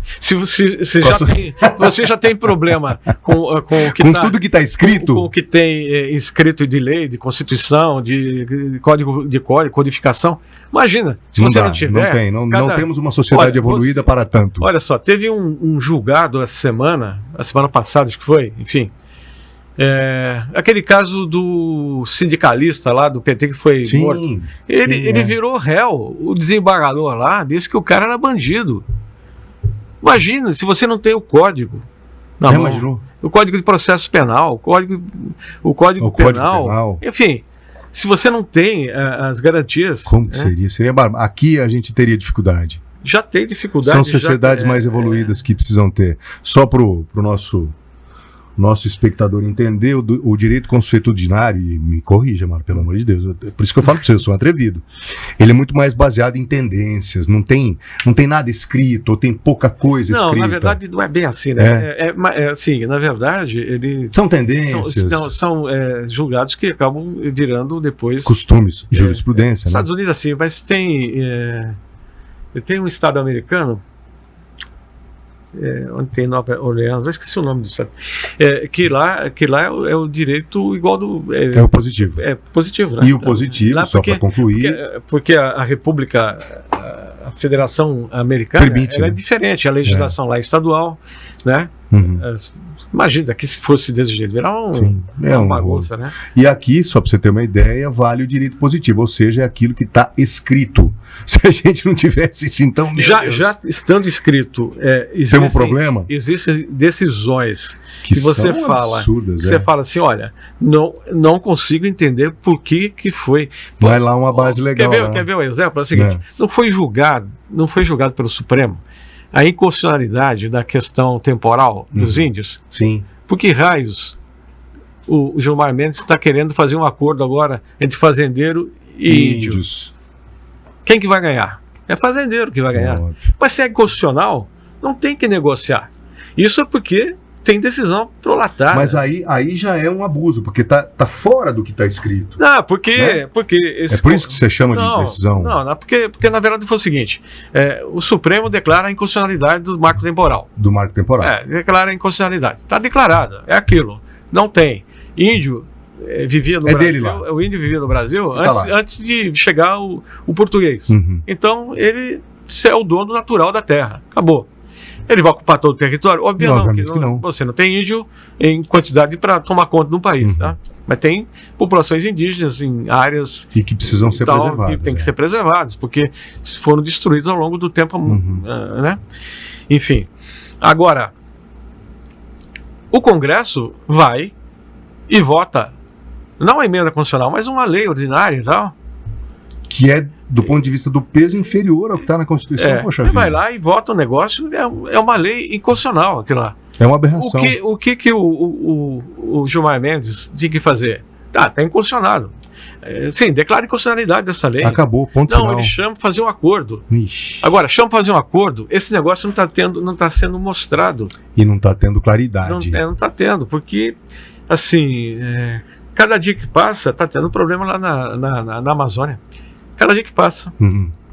Tá tendo, eu conheço a Amazônia, fui muito na Amazônia. Sim. Viajei muito para lá, conheço a realidade daquilo lá. Aquilo lá, em muitas áreas, o solo é argiloso. Se você tirar a floresta, vai virar deserto. Meu Deus. Vai virar deserto. Falta entender que a floresta é muito mais útil, muito mais valiosa em pé, né? Você quer ver uma coisa que pouca gente não se dá conta disso porque não tem uma informação. É o seguinte, em vez de você derrubar a mata para criar boi e plantar soja, você gera emprego, renda e trabalho, né? Enfim, emprego, renda, o que for mais, com a exploração da riqueza da floresta. Sim. Da riqueza da floresta. O açaí é o exemplo. O açaí é da Amazônia. Você vai para a Europa, em qualquer lugar na Europa você toma açaí. Nos Estados Unidos tem uma indústria que fabrica um licor de açaí. É tudo assim. Você não destrói a mata, você mantém a mata, Sim. Você tira o açaí. Da mesma forma, você tem outras espécies lá, muitas medicinais. Explorar de maneira inteligente. Não. Você tem o látex, que o látex foi um roubo a um patrimônio nacional feito por grupos estrangeiros que tiraram a seringueira do Brasil e levaram para a Indonésia. E depois foi para o Vietnã, para o Camboja, para o Laos. E hoje esses países produzem borracha do látex muito mais barato que o Brasil. E o Brasil já, assim, a excelência deveria ser você vai para Manaus, você vai para Manaus, a cidade que surgiu, Manaus é mais antiga, né? Mas a cidade que surgiu em decorrência da era da borracha lá, dos caras que foram para fazer a exploração da seringa, né? É uma cidade de gente que tinha muito dinheiro. O teatro de Manaus é um espetáculo. Espetacular. Tinha acabamento em ouro, né? Então você não precisa destruir a Amazônia, você não precisa destruir a mata, porque você tem alguns ecossistemas no Brasil que destruindo eles, você torna o Brasil um deserto, vai virar o Saara aqui, né? Que é o seguinte, Mata Atlântica, que só restaram uns 10%, Cerrado e a Amazônia. Esses três ecossistemas dão um equilíbrio de chuva. Eles precisam ser preservados. Não, já está tudo descontrolado. O que aconteceu lá na Amazônia com a seca dos rios lá? Entendi. É isso. Obrigado. Obrigado pela aula. Você sabe que foi uma satisfação imensa recebê-lo aqui, porque eu sou um admirador do amigo. Que pena não ter conseguido trabalhar mais tempo contigo. Quem sabe eu teria aprendido um pouco mais. Eu que aprendo com as pessoas, né? Você dá aula. Imagina. Atenção, alunos de jornalismo, e assista esse videocast, porque olha, quer aprender como cobrir os assuntos? Está aqui. Mala, obrigado. De coração, em nome da tua história, eu espero, nesse modesto videocast, ter conseguido retratar um pouquinho da tua magnitude jornalística, diria eu. Obrigado. Eu que agradeço aí a oportunidade. Muito bem, para você que nos acompanhou, poxa vida, 6º episódio já, hein? A coisa tá indo. Eu me despeço, mas não sem antes citar aqueles com quem eu trabalho, né? Em toda a parte técnica, Douglas William, o menino do Rio, o moço do terno azul, o coordenador de tudo isso aqui é o mestre João Jabur, que comanda, não é? De maneira brilhante o JCNet Impresso, enfim, as redes sociais, etc. O homem é um monstro. No departamento comercial tem o Célio, grande Célio, o ligeirinho. E o nosso CEO, né, o nosso comandante, Marco Antônio Oliveira. E em nome de todos eles, Alexandre Colim, eu me despeço, né? E já pedindo a sua colaboração para acompanhar com a gente na semana que vem. Aliás, a gente vai entrar a partir de agora numa sequência de casos que são da crônica policial, que aconteceram aqui na nossa região, não necessariamente em Bauru, e casos que eventualmente ou estão ou não estão esclarecidos. Portanto, vem aí uma série de videocasts muito interessantes nesse sentido. Ok? Tchau, pessoal. Até sempre.